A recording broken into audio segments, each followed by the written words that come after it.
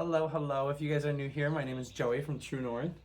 Oh, I'm just being called to pull a couple cards from the Beyond Lemuria deck. Oh, so feel free to take a nice grounding breath. Open up your heart chakra, ground to Mother Earth, maybe connect your heart to hers. That's what I like to do. Mount Shasta is just popping out. So there's very much major, like, Earth.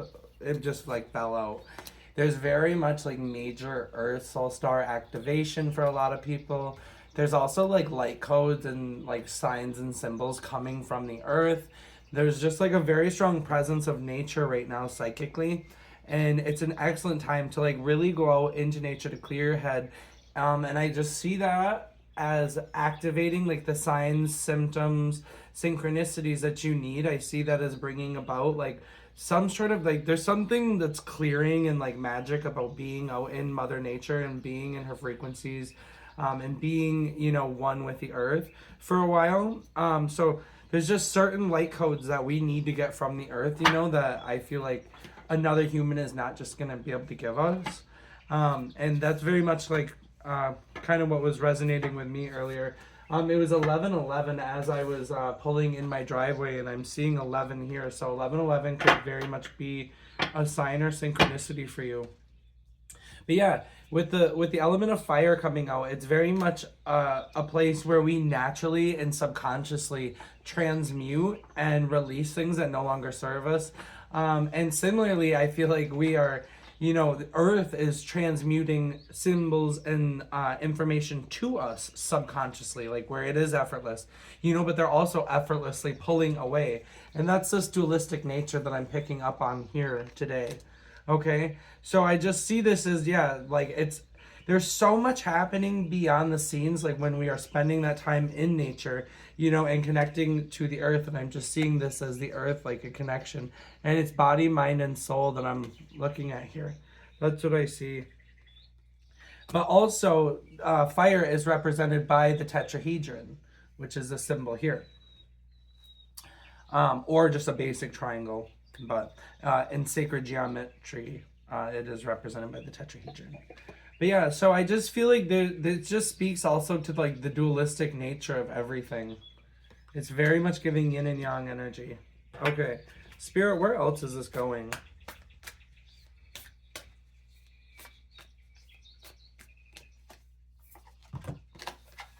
Harmonic flight. Yeah, so this is so much about, like, duality and like seeing the bigger picture, and also it's very much balance, give and take.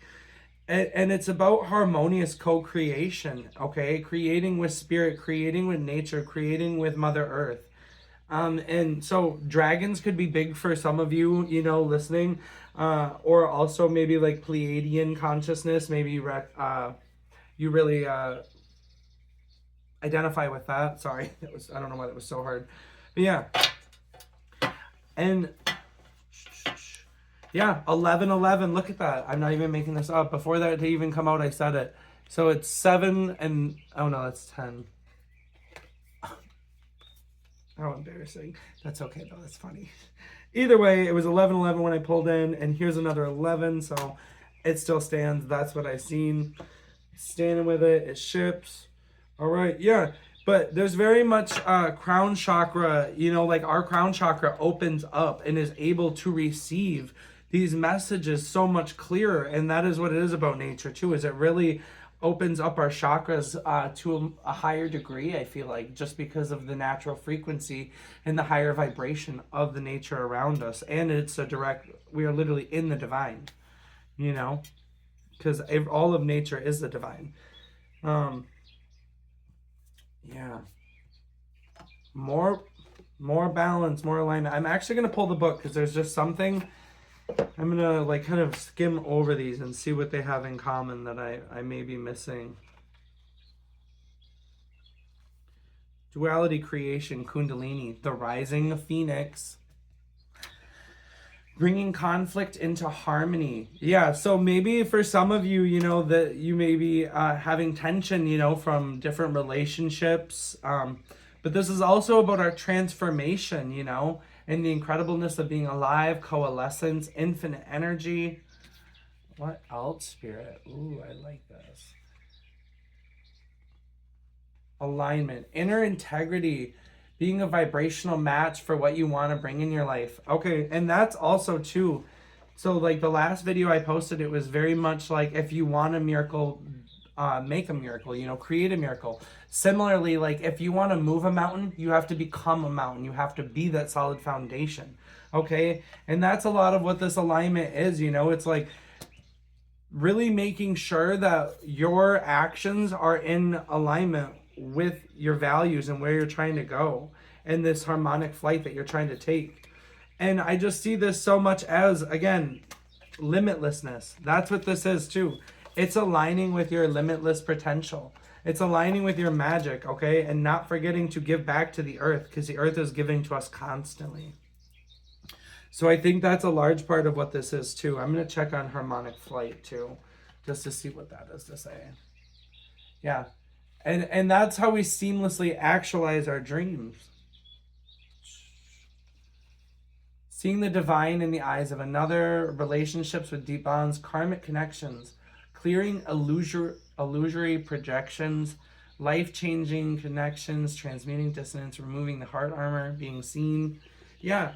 So this is really all just about showing who you really are, and I feel like dropping the facade. And sometimes in that divine union with another, we are able to really see the mirrors and our own projections. And that is why twin flames can be so enlightening and cause so much growth.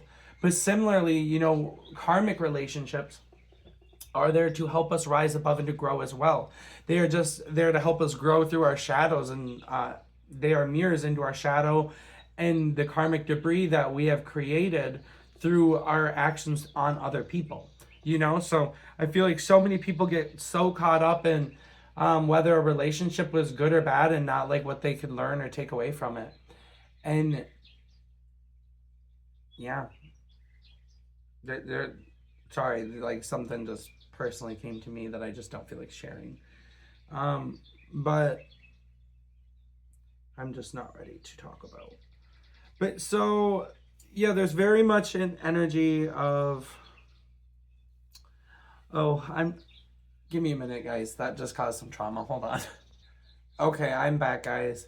So basically, what Spirit was really trying to lead me into is that even though traumatic situations may like cause certain emotions or may like bring certain feelings to us, there's always like that silver lining that we can find if we look hard enough. And sometimes it's just simply in a lesson about boundaries and protection. But also the larger thing that I'm seeing here is like, this is, I mentioned like starseed Pleiadian energy, and it's like all of this alignment, all of these goals, all of these things that you're trying to create start with a seed. And I think it's really about seeing things through and really clearing the way and being in alignment to bring what you want to sacred fruition to do that, okay?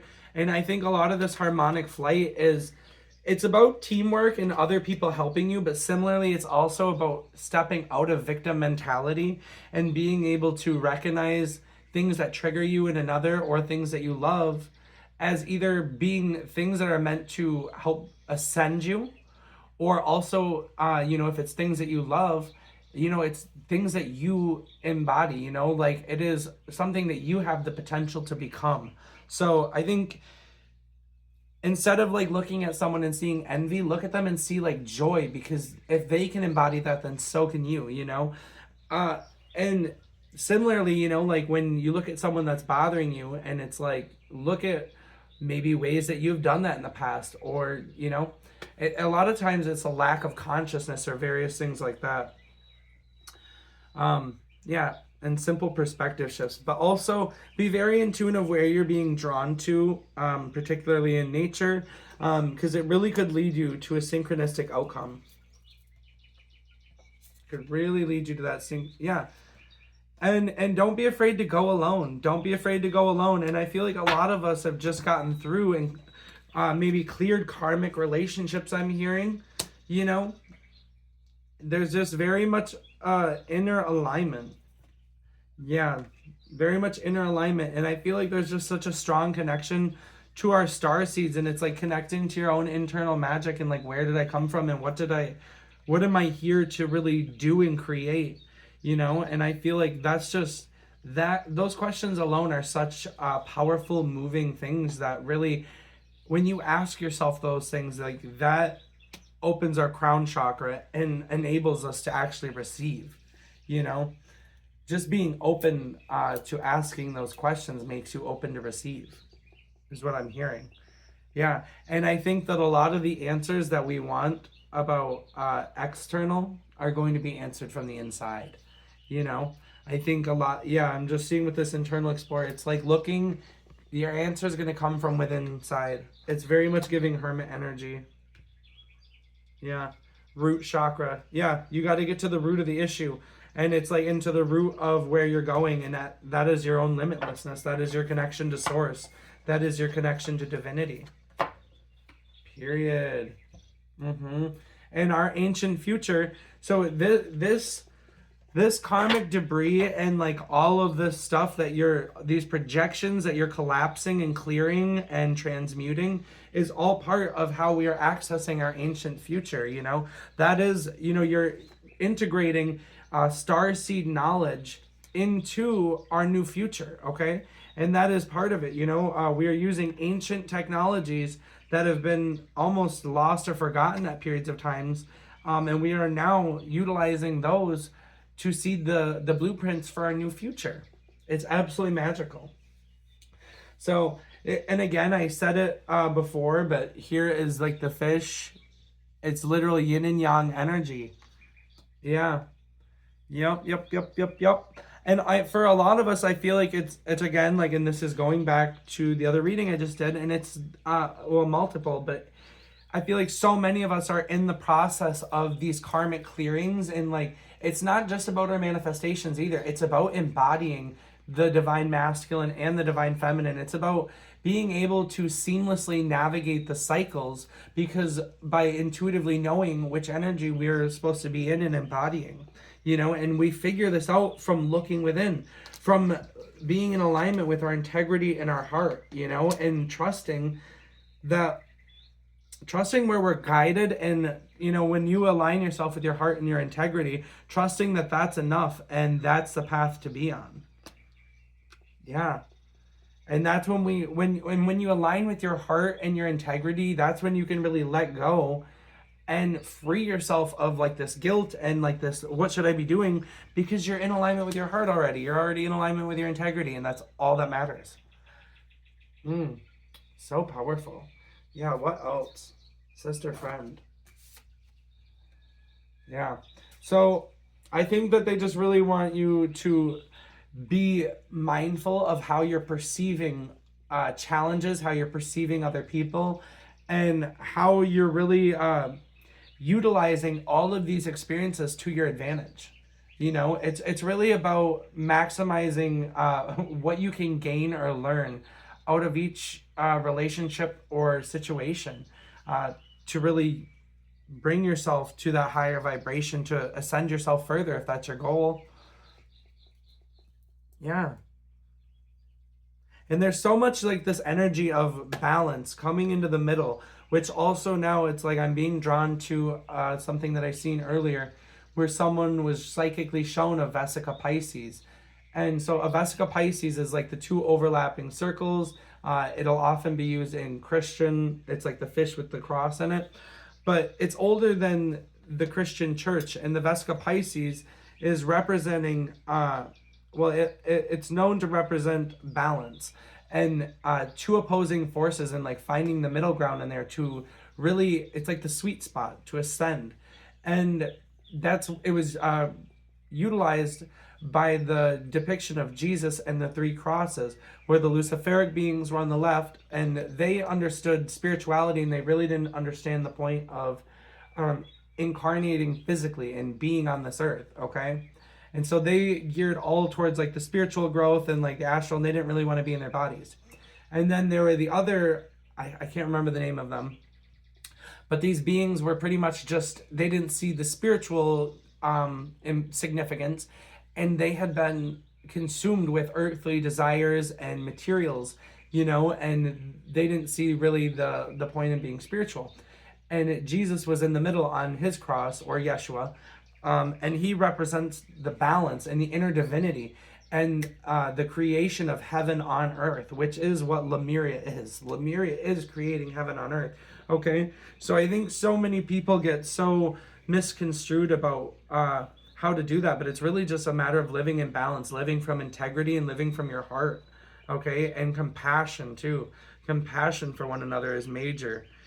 Yeah, they're just leading me to this pearl, and it's like I'm just hearing like it's like the soft approach, like leading with love, and they're just showing me how the pearl is like made in layers. Okay, and I feel like a lot of us, we don't even understand, or a lot of people don't even understand their wounding, and it's like they have to just keep being loved layer by layer by layer until they finally get to the root of this issue, because not all of us have the ability to clearly see right now.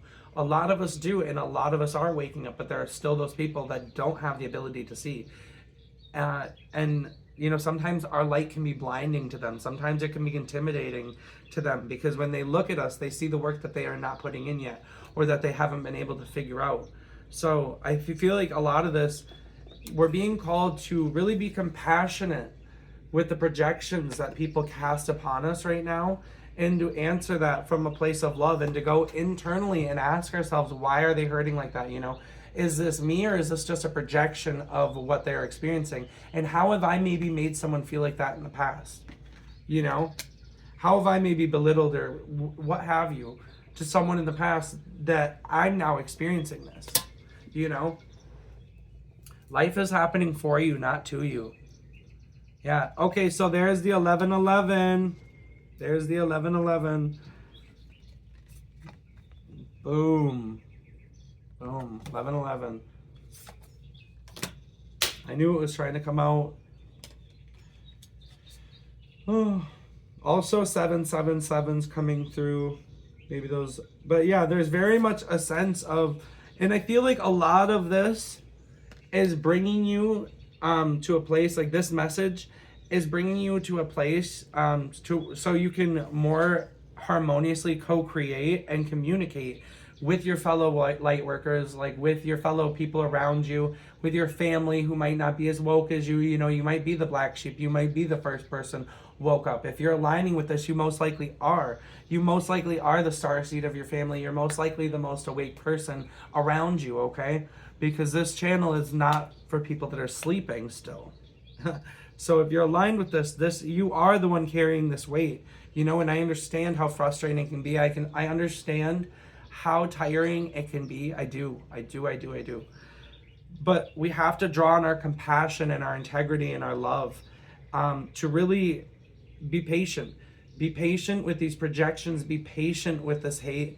Be patient with the karmic debris that people are carrying, and just offer our love, offer our compassion and our ancient truths. Wow. Yeah. And I cut the deck to River of Blessings, and it's like about releasing our constraints. And when we release that heavy energy that we are projecting towards these experiences that these people are creating in our life that we have co-created, then we are really releasing the constraints to allow our river of blessing. Like, okay, I'm experiencing this, I understand, and once you really get the lesson from something, you are able to, move past it. For example, I was one time incarcerated, and I was put in there with someone who was just absolutely miserable, and they were complaining and taking no accountability for what they had done, and they were just boo-hooing. And I was like, oh my goodness, why am I not with someone who's decent? Why am I not with? And then I realized, I sat there and I introspected. I'm like, when because I used to have like a very strong temper, and it's like, and I still do at times, but it's something that I work on greatly and I approach with love and integrity. But I was witnessing how even though this man was not directing his negative energy at me, I was being affected by it greatly. And when I accepted that lesson, I was like, oh, I have a very strong emotional presence. So when I am upset and I am unable to control my emotions, even though I'm not directly putting this on someone, but I'm putting it out there to where everyone can feel it, because we are giant antennas, and these people pick it up. It's like a sponge. And so once I said to Spirit, I said, you know what? I accept that I was meant to experience this, and I understand why, I have to experience this. And I was like, and I'm sorry, and I will learn from this, and I will grow. And I am not kidding you, 10 minutes after I said this, and I acknowledged this in my head, they came and got me, and they moved me into the cell with a really handsome, good-looking guy who is very chill and funny, and we had nothing but good times the whole rest of the time. Like it went from being an experience that was like pulling teeth the whole time to being as enjoyable as that experience could have been. And I still learned lessons, and yeah, but the universe, when you listen, the universe hears that. So yeah, you guys are free to judge me all you want for sharing that. I really don't care what anyone's comments or opinions are. But yeah, we are not put on this earth to judge one another. But yeah, so I love you guys very much, and I appreciate you tuning in.